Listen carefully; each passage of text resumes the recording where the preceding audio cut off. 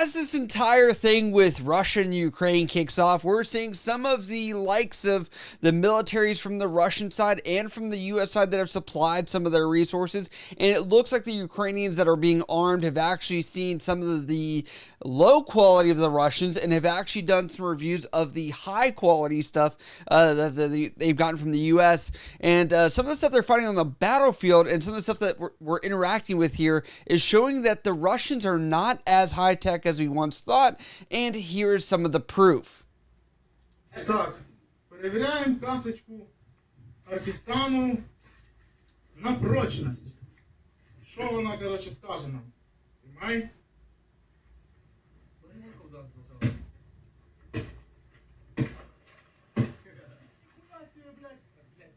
Да вообще пиздец, да вы что у них, блядь? Я ебу, блядь. Вообще силиконы. Дерьмо собачье, блядь.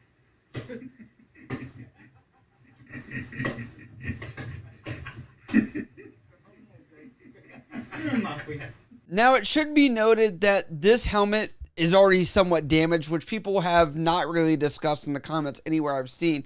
Now, it should be noted that this does look like an older helmet. We've also known that the Russians have sent conscripts into this area, and they've not been the most well-equipped, which this kind of aligns with that narrative as well.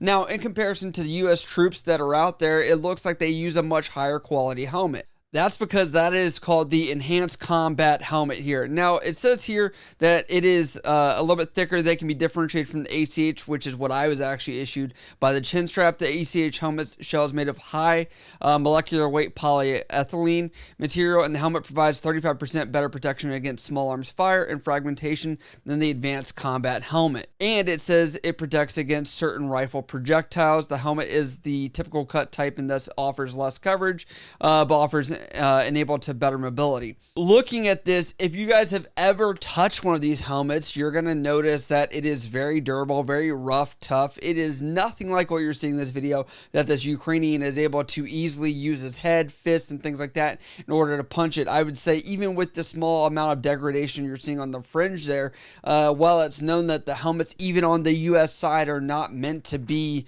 the most protective in regard to direct fire, it is to protect against projectiles and shrapnel and things like that, that it still would hold up a lot better than what we're seeing here.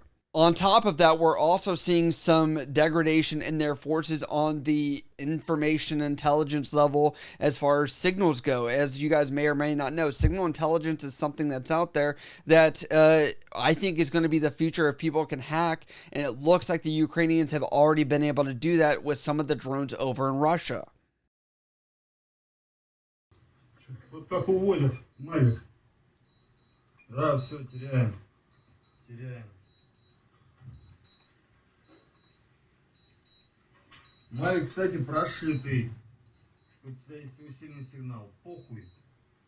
Сейчас посмотрим, куда сядет.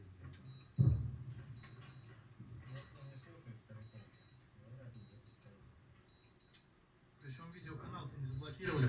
Да, да, да.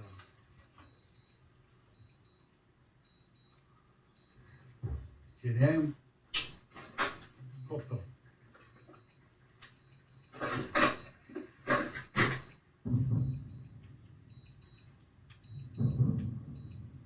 Все. Да. В режиме максимальной скорости. Стреляют. Если хорошо увели, есть шанс, что сейчас пытаются определить место. А где? Где видно будет? Откуда лучше снимать? Сейчас наш дрон поднимем. Второй удар, сколько времени? Ну я первый хотя бы сниму. Первый в поле будет, мы увидим. Первый будет в поле, второй будет туда, как раз куда утащили, в ту сторону. Что, уходит? As you can see from this, it is very clear that the battle of information is very real time, as they're worried that they could be found where they were hacking it from. You know, obviously we have supported on the US side as far as monetary wise, weapons, ammunition, things like that. And I'm wondering if we have some intelligence that we've been able to allow some of these guys to be trained up kind of by the CIA or something like that to be able to do this on a regular basis. But it does look like it is having an effect because the Russians really haven't moved too far forward. And speaking of that, we're also seeing here a review of the M67 grenade that a Ukrainian reports on. Jesus. Протенький огляд ручної осколкової гранати виробництва Америка М67. Ідуть вони в таких фокусах всередині. Граната сама, на відміну від савдеповських аналогів F1, а також РД-5, набагато комфортніша, дуже надійно і зручно лежить в руці. Має декілька засобів захисту. Це перша скоба запобіжник для транспортування. Ми її знімаємо. Також на чеці є такий гачок, який дозволяє перенесення гранати на бронежилеті, на розгрузці, ПС, навіть у відсутності спеціального підсумку для гранат. Таке, як ви бачили в кіно. Також нагадаю, що вага її близько 300 грам, 180 грам вибухової речовини,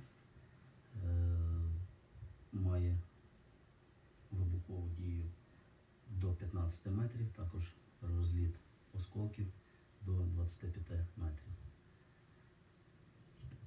Якісного і вдалого полювання на москалів. Слава Україні!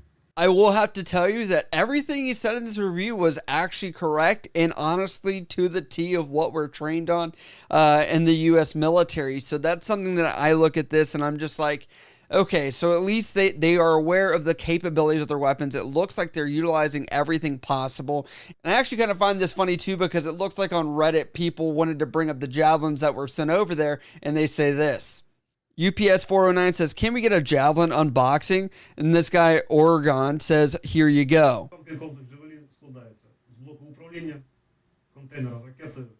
But I kind of wanted to cover some of the weaponry and some of the stuff that's going on over there because a lot of the student loan debt stuff has been compared to this as apples to oranges and looking forward at it.